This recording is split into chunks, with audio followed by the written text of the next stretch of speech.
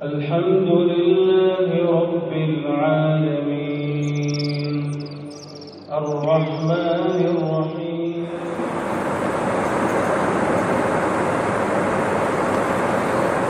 Ke surat 17 bagi yang keempat daripada bawah. Qala al-muallifu rahimahullahu ta'ala wa nafa'ana bi'ulumihi amin. Inna awwala ma yunabbihul 'abdu lil 'ibadati wa yatajarradu li suluki tariqiha bi khatratin samawiyatin minallahi wa taufiqin khasin ilahiyyin wa huwal ma'niyu bi qawlihi subhanahu wa ta'ala afaman syarahallahu sadrahu lil islam fahuwa ala nurin min rabbih wa asyara ilaihi sahibul syar'i salawatullahi wa salamuhu alaihi faqala innan nara iza dakhala al-qalba infasaha wa ansharaha faqila ya Rasulullah hal lizalika min alamatin yu'rafu biha faqala at-tajafi an daril ghurur wa inabatu an daril khulud wal isti'dadu lil maut qabla nuzulil maut. Artinya sesungguhnya seseorang hamba apabila mulai sedar daripada kelalaian untuk ingat hendak mengerjakan ibadat, ia menuju bulat-bulat hatinya. Ia menuju bulat-bulat hatinya menempuh jalan ibadah. Mulai sedar ni dengan seseorang ni apabila mula sedar dengan lintasan di hati sanubarinya, kurniaan daripada Allah dan taufik yang khusus yang tertentu daripadanya daripada Allah Subhanahu wa ta'ala.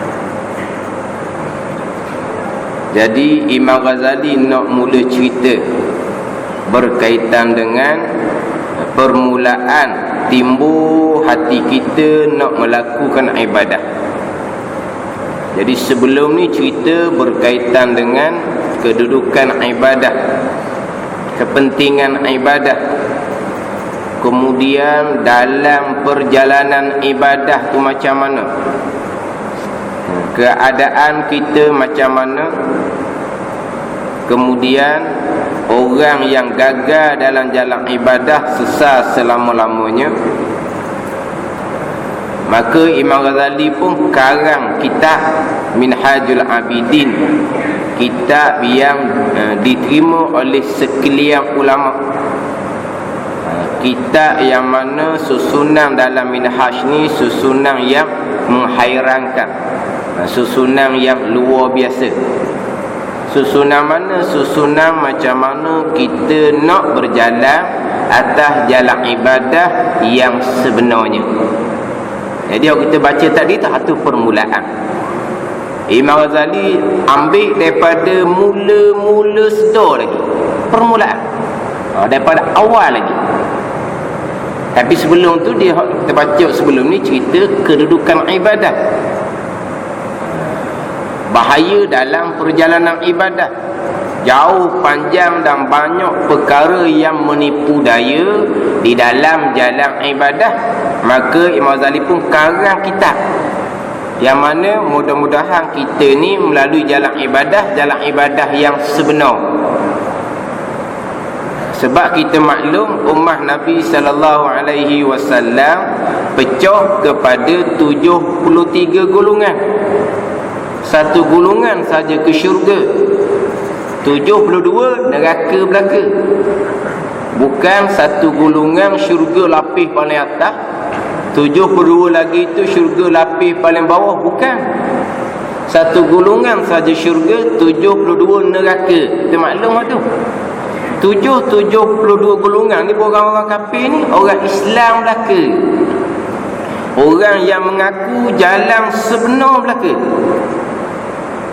Masing-masing mengaku dialah jalanan sunnah Nabi sallallahu alaihi wasallam. Dialah jalanan Quran dan hadis Nabi sallallahu alaihi wasallam. 72 neraka ni mengaku sebenar.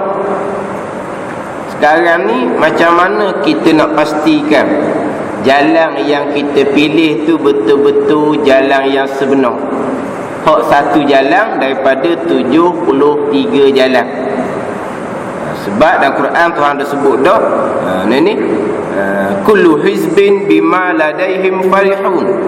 Tiap-tiap golongan ni beranggapan bahawa mereka lah jalanan yang sebenar. Pecah pada 73 golongan. Kalau umat terdahulu pecah pada 72, pecah pada 71 golongan, tapi masing-masing beranggapan dialah sebenar. Kita pun mengaku kita sebenar. Macam mana kita nak pastikan kita jalan sebenar? Kitab hak paling muktabar, kitab yang diterima oleh sekalian ulama adalah kitab Minhajul Abidin. Dalam tu dia akan susun satu-satu peringkat jalan agama ni. Jalan betul-betul nak ibadat, jalan betul-betul nak mengabdikan diri kepada Allah Subhanahu wa taala. Sebab kalau kita pilih jalanan sebahagian dinyatakan dalam kitab Minhajul Abidin, contohlah dia akan cerita berkaitan dengan belajar mana yang wajib kita dahulukan. Bila orang turut jalanan dalam minhaj ni, dia pun sedarlah kadang-kadang selama ni puluh-puluh tahun dah dia rupa agama. Kadang-kadang belah-belah tahun dah mengaji agama. Rupa bukan setakat mengaku agama je, belajar agama.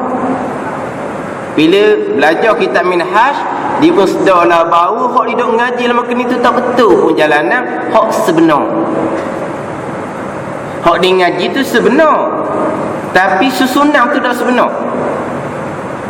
Contoh kita kata dia kuat mengaji fiqh misalnya, hak sebenar lah itu syariat Allah Subhanahu wa taala sebenar, tapi susunan dia letak tu di mana? Dah sama kena duk ngaji hukum hakam peko, tauhid ngaji ke tak? Tauhid tak lagi, ada sebenar. Oh tu sesat. Sebab apa? Kalau tak ngaji pegangan, akidah salah, kekal neraka selama-lamanya. Tapi rupa sebenar dah tu. Memang hak dia ngaji pun sebenar. Cuma kenapa jadi salah?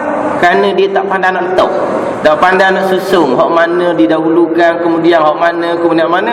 Ni hak minhaj nak susun. Hak tak ngaji langsung setakat semayang saja, tu kita tak ceritalah waktunya. Ni hak kita nampak macam molek dah, duduk sejik, duduk surah dah. Duduk sejik surah dah.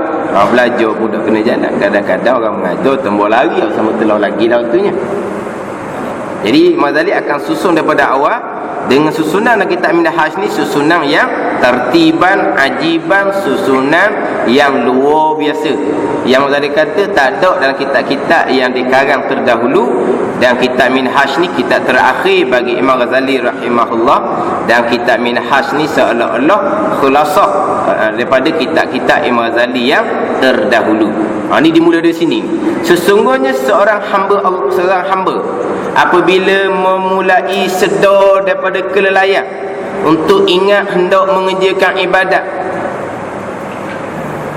ia menuju,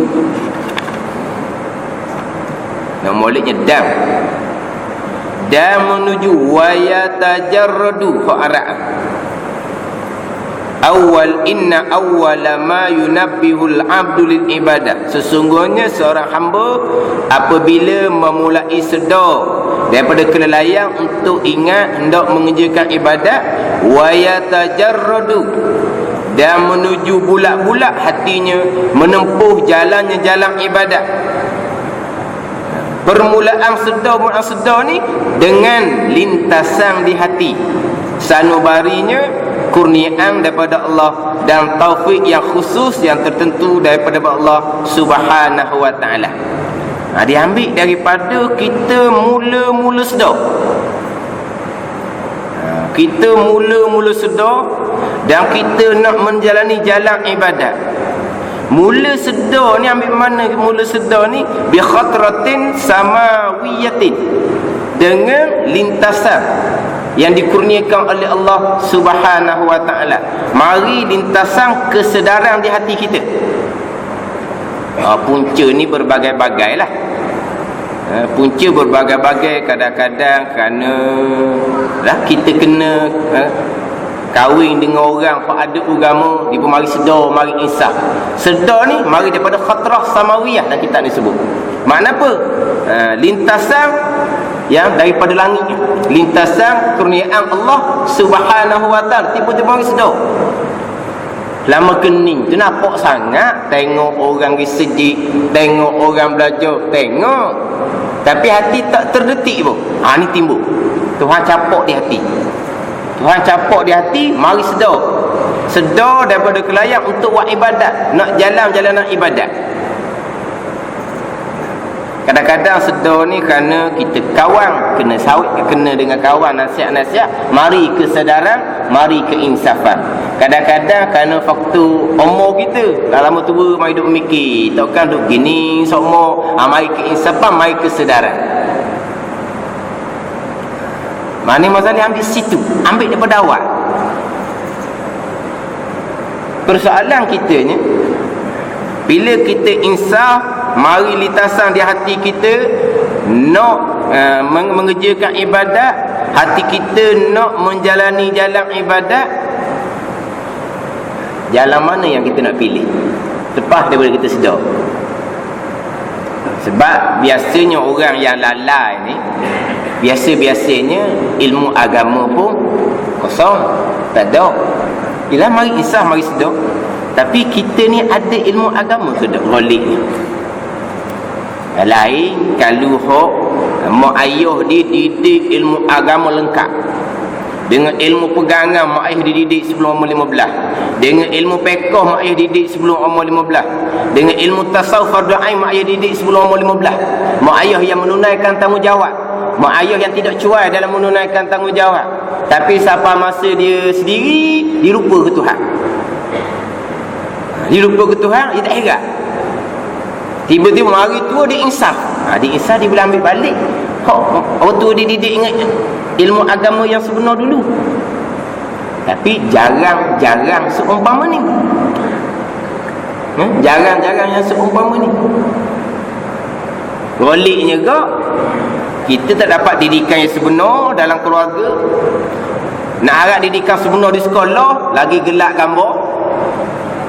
Memang kita sekolah tinggi sungguh, cerdik pandai kita ni, lulusan tinggi, tapi pelajaran agama tak ada.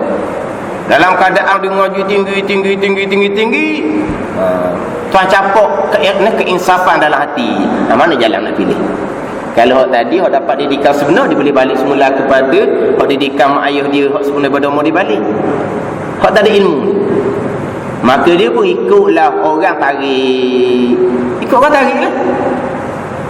Orang ni tarik, ikut ni jalanan sunnah Nabi sallallahu alaihi wasallam.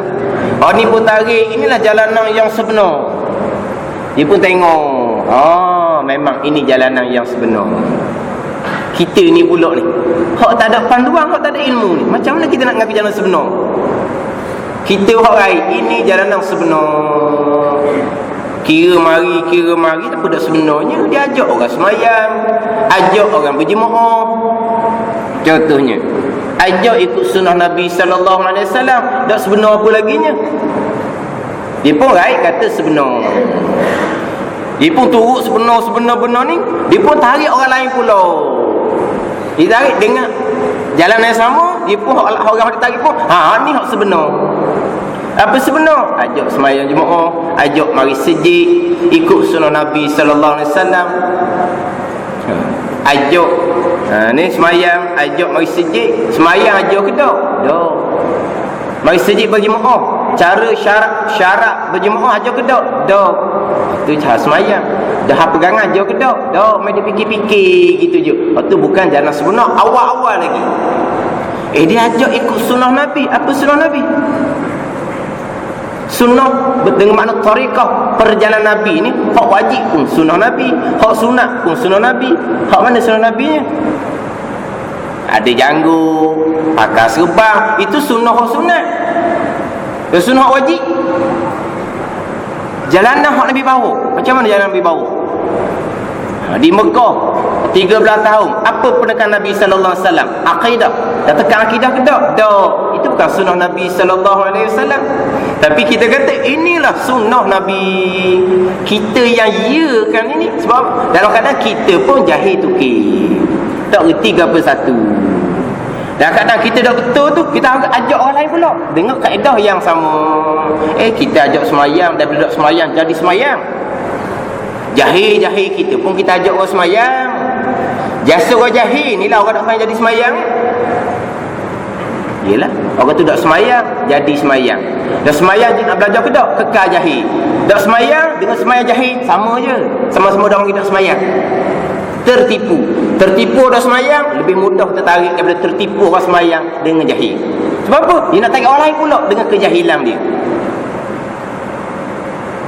Bukan kata dia sedar dia ditipu. Dia nak tarik orang pula ikut jalanan dia.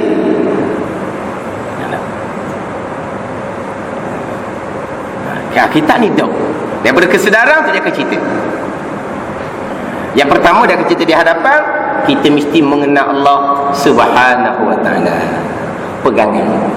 Ini yang pertama. Panjang dia cerita di hadapan. Ada pun ni contoh. Ini segelintir lah. Dianya molek, mak ayah dia bagi didikan agama molek. Duduk pondok masa budak-budak molek.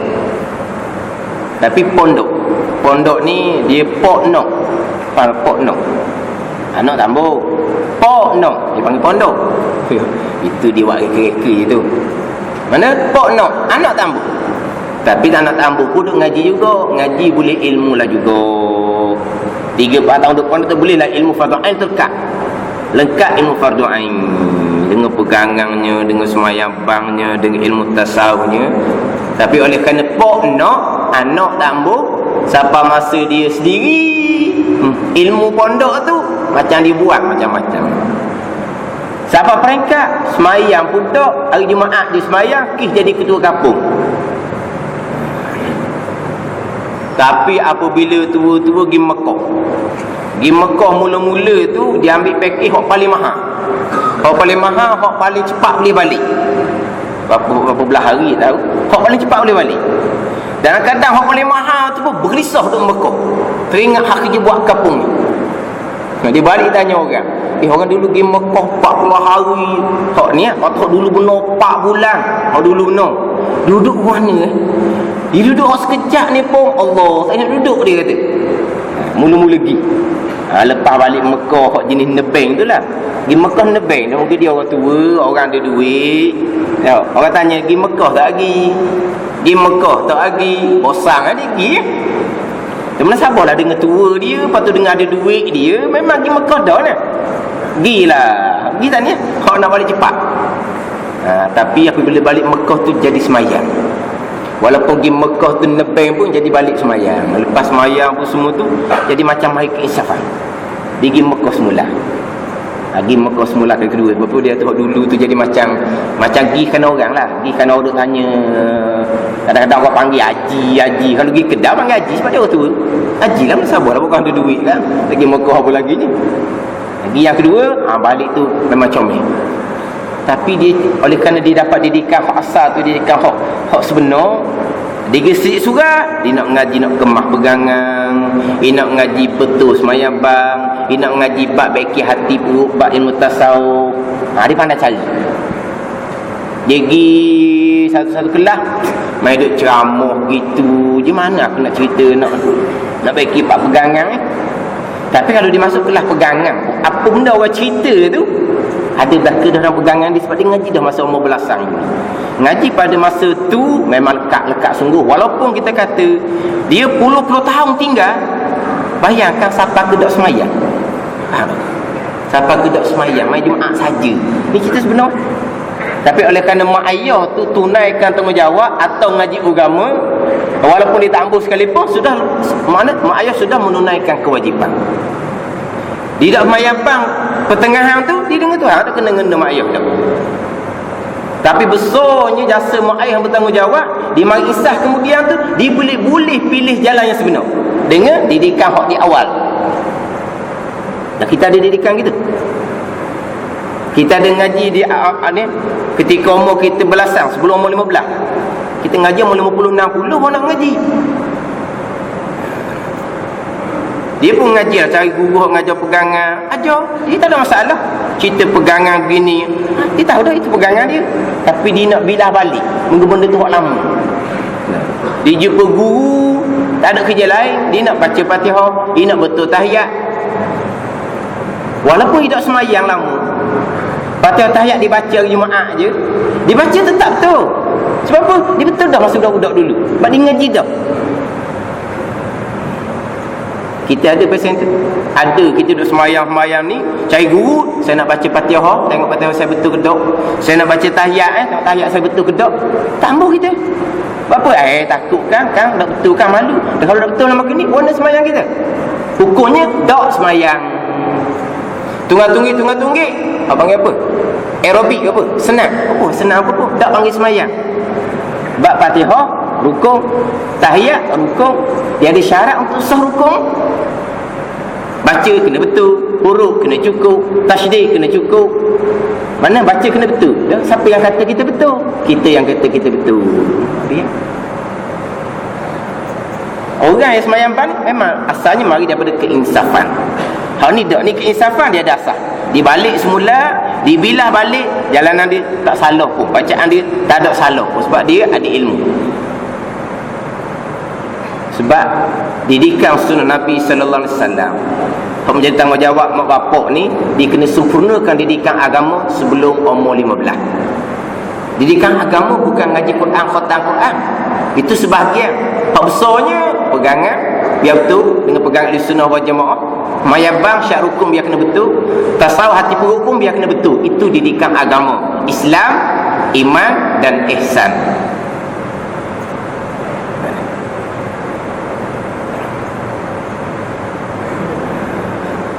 Lepas tu kita ambil kitab Minhaj ni sebagai muhasabah lah. Kita nilai kedudukan diri kita sendiri. Sebelum kita nak aku sebenar tak sebenar, biar mengikut panduan apa ada dalam kitab Minhaj ni. Sebab kita kira kita satu hal. Sudah kita nak bawa keluarga kita pula. Memang kita nak bawa keluarga kita. Kalau kita jalanan tak betul, kita mengaku betul. Tapi jalanan tak betul, kita akan rek keluarga kita pula.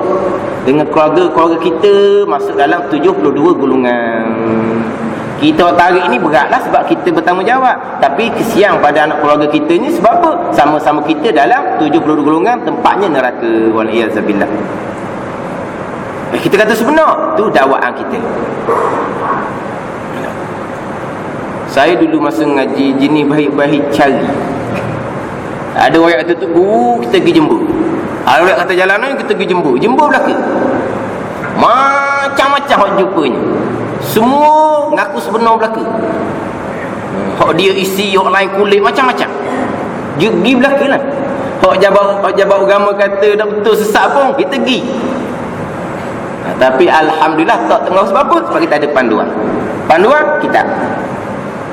Tapi kalau jumpa dengan dia, dia kata dia sebenar, dia cerita pun mikat agak. Sedap agak cara dia cerita. Tapi mu nak cerita kat mana sekalipun, selagi mu tak ikut jalan Nabi sallallahu alaihi wasallam, perkara agama pertama pegangan ada lah. Bukan. Tapi cara dia cerita, cara dia royak kita tu memang pandai.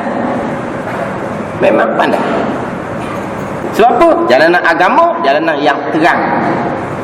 Nabi SAW meninggalkan jalanan Ahlussunnah wal Jamaah, jalan yang terang. Kita ni teraba-raba kerana kita tak ngaji molek. Kita tak ada laku.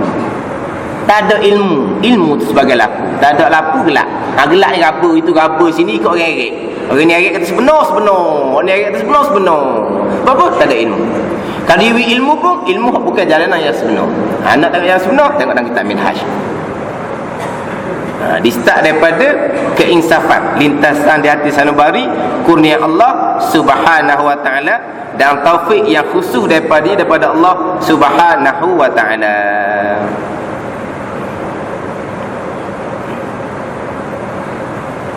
Dah kita orang Islam belaka, ngaku Islam. Apa disebut kata Islam? Quran hadis lah. Tapi dalam keadaan Quran hadis ni, dalam keadaan Quran hadis ni, kalau tak ambil Quran hadis pun dia kata Quran hadis juga. Kalau tak ambil Quran hadis pun dia ngaku di Islam juga. Bukan di Islam contoh, no. Bukan setakat Islam biasa-biasa, Islam contoh, ngaku Islam belaka.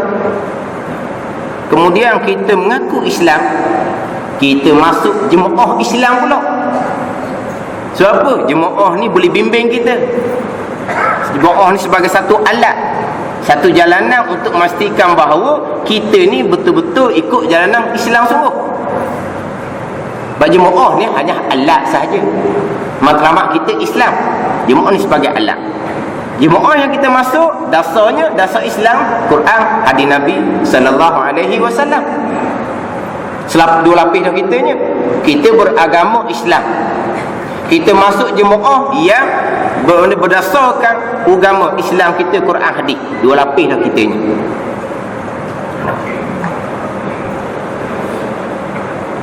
Tapi kita ni yang duduk dalam jemaah yang betul-betul dasar Islam dah,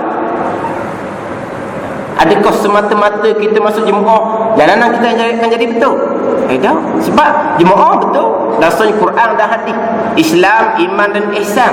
Tapi kita ada tak panduan Islam, iman dan ihsan untuk diri kita ni, untuk diri kita yang ikut jemaah ni?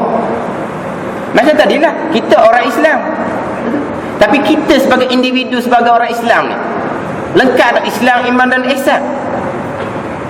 Hak kata agama Islam, memang kita agama Islam. Jemaah Islam, memang jemaah Islam sebab kita bersumberkan Quran hadis. Tapi diri kita yang mengikut jemaah Islam, yang mengaku beragama Islam, betul tak kita ikut Quran dan hadis Nabi sallallahu alaihi wasallam? Kalau dah ikut Quran dan Nabi sallallahu alaihi wasallam, walaupun kita mengaku Islam, selepas duduk dalam jemaah Islam, bahkan kita jadi pemimpin dalam jemaah Islam, kadang-kadang jalanan kita tetap salah. Untuk diri kita, agama sebenar, jemaah sebenar, diri kita. Sebab itulah walaupun sama-sama orang Islam, sama-sama jemaah Islam, sabar masa berlakulah pembersihan.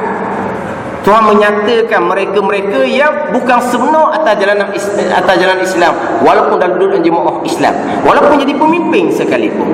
Sebab apa? Dia hanya mengikut perjuangan Islam, jemaah Islam, tapi Islam dalam diri dia tak ada.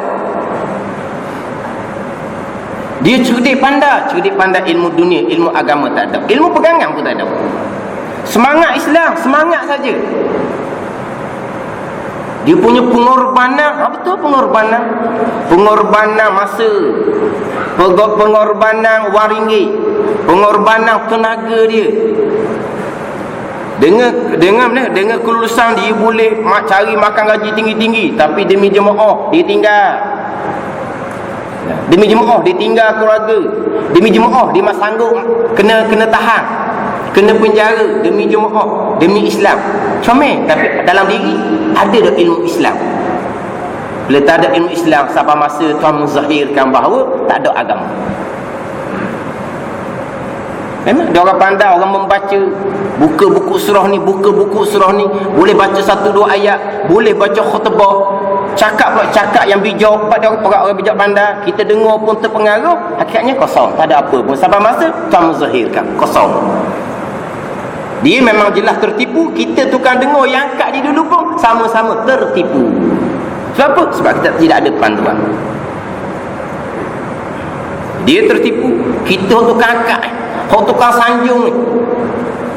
Nak cari mana boleh baca khutbah, boleh baca 2-3 ayat Quran. Dia ngapal 3 ayat, lepas tu dia terjemah ikut akal dia. Bukan ada panduan ilmu pun. Dia curi pandai ilmu dunia. Mana ilmu akidah? Mana ilmu semayang bab? Mana ilmu tasawuf? Tak ada agama.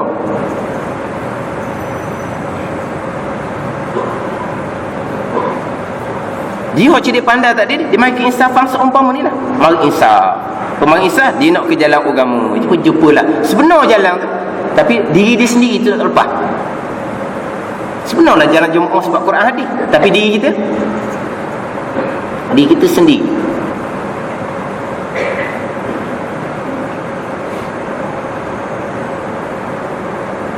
Kata orang ukit dia macam mana kena tahan apa betul pengorbanan, tapi bernilai atau tidak bernilai, tengok ikut jalan ni ke tidak. Kalau ada pegangan comel dengan belajar betul benar, tak apa. Kalau tak ada ilmu agama, wa imma mati sekalipun, sehingga kan mati bersama dengan Nabi sallallahu alaihi wasallam dalam peperangan. Hak Nabi kata, hak ni neraka. Nabi kata, hak Nabi kata neraka tu duduk belah Nabi ya. Perang kafir Mekah duduk sebelah Nabi sallallahu alaihi wasallam. Mati dalam peperangan panglima perang Nabi sallallahu alaihi wasallam. Tiba-tiba Nabi kata neraka dia. Kenapa? Niat dia tak betul. Itu korbankan nyawa bersama dengan Nabi, masih lagi neraka jikalau tidak betul. Sebab itulah kita nak diri kita, keluarga kita, kita kena betul-betul ikut panduan. Cara kasarnya dalam kitab ni dimulakan dengan ilmu. Yang pertama, pastikan pegangan. Yang kedua, pastikan amalan semayang tiang agama tu betul, dengan syarat, dengan rukun, dengan ilmu. Jangan geting-geting siapa-siapa, jangan. Tengok tu imam tu, tengok orang tua tu, tengok orang pakai jubah tu semayang pasal mana, tiru tu haji tu nampak comel dah. Kita kena semayang sebagaimana Nabi perintah, sallu kama ra'aitumuni usolli.